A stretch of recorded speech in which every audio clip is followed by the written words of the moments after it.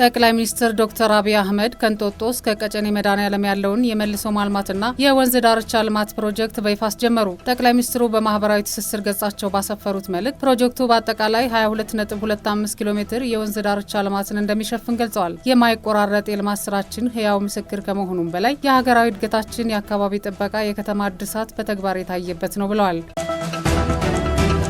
በመዲናዋ የሰባተኛው ጠቅላላ ምርጫ የድምፅ አሰጣጥ ሂደት በስኬት ተጠናቋል አለ የአዲስ አበባ ፖሊስ ዋና ጠቅላይ መምሪያ የምርጫ ኮማንድ ፖስት። በአዲስ አበባ ከተማ በሚገኙ የምርጫ ጣቢያዎች ድምፅ የመስጠት ሂደት ፍጹም ሰላማዊና ስኬታማ ሆኖ መጠናቀቁን ነው ኮማንድ ፖስቱ ያስታወቀው። በምርጫው ዕለት ቀንም ሆነ ሌሊት ምንም አይነት ወንጀል አለመፈጸሙ ሲገለጽ፣ ድህረ ምርጫ ያለው ሂደት በተመሳሳይ በስኬት እንዲከናወን ባለድርሻ አካላት ኃላፊነታቸውን እንዲወጡ ጥሪ ቀርቧል።